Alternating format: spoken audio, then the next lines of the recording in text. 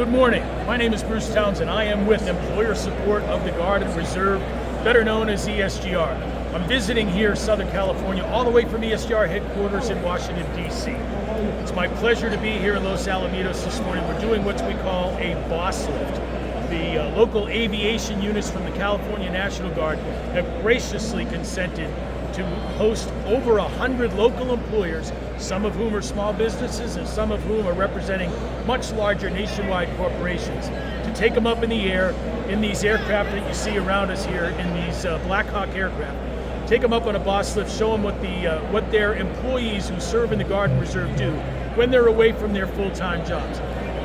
ESGR was formed in 1972, which is just about the same time that the military went away from a draft and became an all-volunteer force. So everybody serving today has at one point recently in their lives raised their right hand and said, "I do," and swear to uphold and defend the Constitution of the United States, and they've done that voluntarily. We don't draft anybody anymore. The reserve component, which is the Army National Guard, the Air National Guard, and then the reserves of the Army, Navy, Air Force, Marine Corps, and the Coast Guard, make up collectively almost 40% of the total force of the United States military.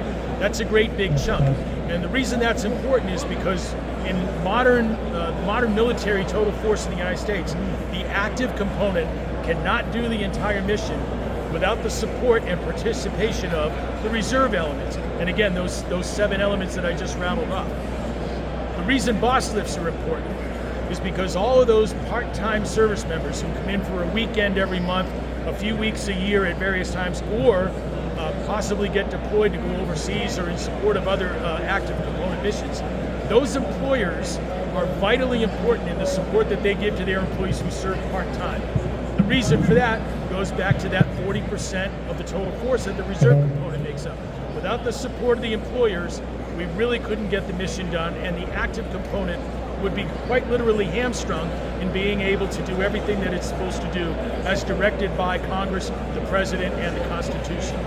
So Bosslifts are just a great way for us to host employers and show them what their service members do when they're away from work. Now, not everybody who serves in the Guard and Reserve is an aviation asset, of course. There are military police, there are medical specialists, there are engineers, there are a lot of people from all walks of life, first responders of every shape and kind, that serve part-time in the Guard and Reserve. This Bosslift is meant for them just as much as it is for the aviators. But we're happy to be here. It's going to be a great day here at Los Alamitos, and we can't thank everybody enough for showing up today. Very good. I think that'll probably be it because we're getting to. All right. Unless there's something else you had in your mind that you wanted to say. We got it I covered. think that's just perfectly. All right. Man, you're a natural. Like I said, I've been doing this for a couple of days.